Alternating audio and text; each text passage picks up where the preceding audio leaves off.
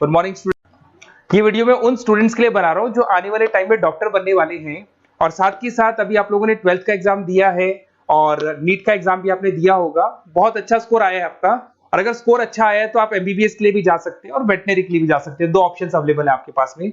अब देखिए इसके अंदर जो डॉग लवर्स हैं या फिर अपन बोल सकते हैं जो एनिमल लवर्स हैं, इसमें सारे एनिमल्स कवर होते हैं, वो लोग इस वेटनरी वाले ऑप्शन को चूज कर सकते हैं। बहुत अच्छा ऑप्शन है, इसमें बहुत अच्छी अच्छी कैरियर अपॉर्चुनिटीज मिलेगी, बहुत अच्छा पैकेज मिलेगा और फ्यूचर ग्रोथ बहुत अच्छा है इसके अंदर। अभी अपन लोग डिस्कस करने वाले हैं veterinary, what is veterinary doctor, veterinary doctor क्या करता है, कैरियर अपॉर्चुनिटीज क्या क्या मिलेंगी इसमें, सैलरी क्या मिलेगा इसके अंदर, इंडिया में क्या सैलरी है और अब्रॉड में क्या सैलरी मिलेगा आपको, गवर्नमेंट कॉलेजेस क्या चार्ज करते हैं फीस, प्राइवेट कॉलेज क्या चार्ज करते हैं, पूरा डिटेल में डिस्कस करेंगे। कहां एडमिशन लेना चाहिए, कितनी फीस पे लेना चाहिए, स्कॉलरशिप कितना मिलेगा, कम से कम बजट में कौन सा कॉलेज मिलेगा, इसको अपन बिल्कुल डिटेल में डिस्कस करने वाले हैं। चलो शुरू करते हैं।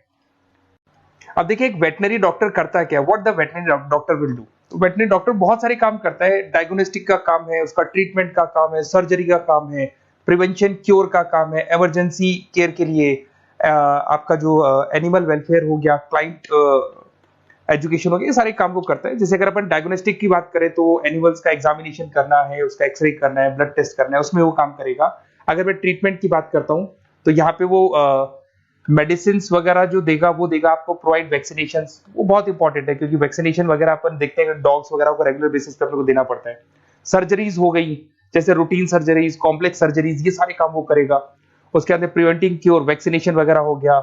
उसके बाद में इमरजेंसी केयर के लिए वो जो काम करेगा, जैसे इमरजेंसी केयर में किसी को किसी एनिमल को कोई प्रॉब्लम आ गया तो उसका लाइफ सेविंग कैसे करना है, इमरजेंसी में कैसे लेना है उसको।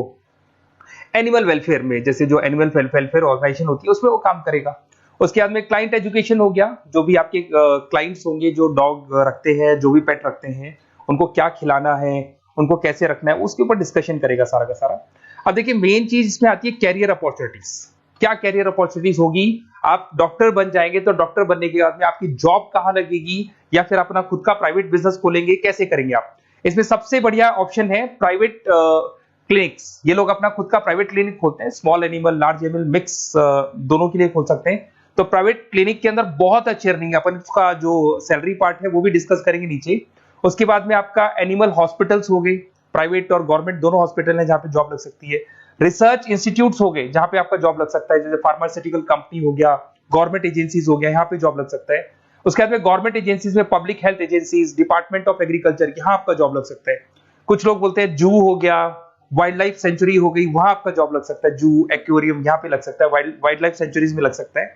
उसके अलावा फूड प्रोडक्शन इंडस्ट्रीज हो गई, जैसे लाइफ स्टॉक प्रोडक्शन हो गया, जैसे कोई मुर्गियों का बिजनेस करता है या मुर्गियों का फार्म है, वहां पे भी जॉब लग सकता है आपका। एनिमल वेलफेयर एडवाइस के लिए जॉब लग सकता है आपका। कुछ नॉन प्रॉफिट ऑर्गेनाइजेशन होती है जो एनिमल्स के लिए खुली हुई है और उनका ऑब्जेक्टिव होता है कि कोई भी अगर एनिमल के साथ कोई प्रॉब्लम है तो वो लोग सॉल्व करते हैं उसको, उसका कोई चार्ज नहीं है, वहां आपका जॉब लग सकता है। उसके बाद में पेट और फूड न्यूट्रिशन, क्या खिलाना है, जैसे आपने सुना होगा डॉग्स को पेडिग्री देते हैं अपन, वैसे कौन सी चीज खिलानी चाहिए, क्या नहीं खिलाना चाहिए, उसकी जो जितनी मेडिसिन बनेगी या जितने फूड बनेंगे वहां जॉब लग सकता है आपका। उसके अलावा आपका स्कूल्स एंड कॉलेजेस में आपका जॉब लग सकता है एज अ फैकल्टी। पढ़ने के बाद में अगर आपका इंटरेस्ट है फैकल्टी बनने का तो वहां आपका जॉब लग सकता है। कंसल्टेंसी फर्म्स हो गया, animal health consultancy, food safety consultancy, यहाँ आपका जॉब लग सकता है। देखो ये सारे ऑप्शंस है। उसके अलावा सैलरी पैकेज देखो, अभी मैं जो सैलरी पैकेज की बात कर रहा हूँ इंडिया की बात कर रहा हूँ, अपना जो होम कंट्री इंडिया इसकी बात कर रहा हूँ। फिर अपन सैलरी पैकेज की बात करेंगे, वो अब्रॉड की बात करेंगे।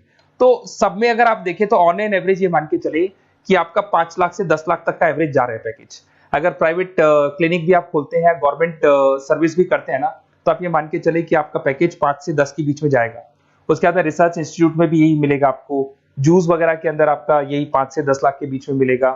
फूड प्रोडक्शन इंडस्ट्रीज है, नॉन प्रॉफिट ऑर्गेनाइजेशन है, तो ऑन एन एवरेज ये मान के चलो 5 लाख टू 10 लाख। तो एज अ फ्रेशर आपको एक्सपीरियंस हो जाएगा तो पैकेज बढ़ जाएगा। कंसल्टेंसी फर्म से यहाँ लग सकते हैं। बट अगर आप अब्रॉड का प्लान कर रहे हो ना, तो अब्रॉड के अंदर तो ये मान के चलो कि आपका जो सैलरी है उसके अंदर बहुत जबरदस्त मल्टीपल इंक्रीमेंट होने वाले हैं। अगर आप अब्रॉड का प्लान कर रहे हैं, अगर यूएस में अगर आपका जॉब लगता है तो मान के चले ऑन एन एवरेज $1 लाख है एनुअली। तो अगर $1 लाख का मतलब मान के चले तो 83 या 80 रुपीज राउंड फिगर में मानोगे तो भी 80 लाख रुपए आपको मिलेंगे।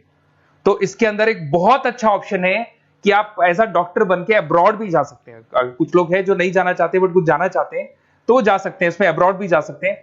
उसमें यूएस है, यूके है, ऑस्ट्रेलिया है, कनाडा है, जर्मनी है, बाकी और बहुत सारी कंट्रीज है जहां पे बहुत अच्छे अच्छे जॉब लगेंगे। ऑन एवरेज मान के चलो 80 लाख, 70-80 लाख रुपए आपको साल के मिल जाएंगे।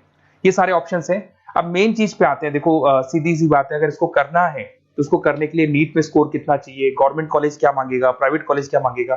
अगर मैं गवर्नमेंट कॉलेज की बात करता हूं तो नीट में मिनिमम 450 का मार्क्स चाहिए आपको। अगर नीट में 450 मार्क्स नहीं है, प्लस आपका 12th में 50% कंपल्सरी है, फिजिक्स, केमिस्ट्री, बायो से होना चाहिए, 50% होना चाहिए, और साथ के साथ नीट के अंदर 450 मार्क्स चाहिए। 5.5 साल का कोर्स है। गवर्नमेंट कॉलेज में अगर आपको मिल जाता है तो सबसे फर्स्ट ऑप्शन यही रखेंगे आप। यहां पर आपका 2 लाख रुपए फीस मान के चलो तो 8 लाख रुपए में आप ये मान लो 8-10 लाख के अंदर अंदर, मतलब मैक्सिमम 10 लाख का खर्चा मान के चलो, इसके अंदर अंदर आपका कंप्लीट कोर्स हो जाएगा अगर गवर्नमेंट कॉलेज मिलता है। बट अगर आपका स्कोर कम है तो मैं आपको एडवाइस करूंगा गो फॉर प्राइवेट कॉलेज, क्योंकि आगे स्कोप बहुत अच्छा है कि वापस जब आप कहीं अब्रॉड जाते हैं या फिर कहीं और जॉब करेंगे तो निकल जाता है सारा पैसा, कोई दिक्कत नहीं है। प्राइवेट कॉलेज के अंदर नीट अपीयर चाहिए। अगर आपका स्कोर कम भी है तो भी चलेगा, नीट अपीयर है तो भी चलेगा। साथ के साथ अगर यहाँ पे ड्यूरेशन देखें तो वही कॉमन रहेगा। बट प्राइवेट कॉलेज में फीस बहुत हाई है। देखो आप 5.5 से लेके 7 लाख पर एनम मान के चलो तो पूरी फीस मान लो कम से कम 30-35 लाख के आसपास फीस बैठती है आपकी। अब इसमें हॉस्टल भी इंक्लूड नहीं है, हॉस्टल का अलग से चार्जेस लगने वाला है आपका। अब मैं जो आपको बताने वाला हूं उसको ध्यान से सुनना। प्राइवेट कॉलेज में बहुत सारे कॉलेजेस हैं जो लोग स्कॉलरशिप पे एडमिशन लेते हैं, बच्चों को पता ही नहीं उन कॉलेज के बारे में। वहां पर हॉस्टल भी इंक्लूड हो जाएगा, स्कॉलरशिप भी मिल जाएगा, और बहुत मिनिमम फीस में आपका एडमिशन हो जाएगा। इतना फीस आपका लगेगा ही नहीं, आप ये मान के चलो। तो उन सारे कॉलेजेस का अपन डिटेल में डिस्कस करेंगे। मेरा नंबर आप लोग के पास है, इस पे जैसे आप कॉल करेंगे तो या तो मैं रिसीव कर लूंगा, अगर मैं रिसीव नहीं करूं तो आप मेरे को मैसेज डाल के छोड़ना, मैं हाथों हाथ डिटेल, मेरे जो डिटेल काउंसलर्स हैं उनसे मैं बात करा दूंगा, वो आपको डिटेल में सारा डिस्कस करेंगे। Okay, best of luck. कोई प्रॉब्लम हो, ये नंबर है मेरा, इस पे कॉल कर सकते हैं। Okay, best of luck.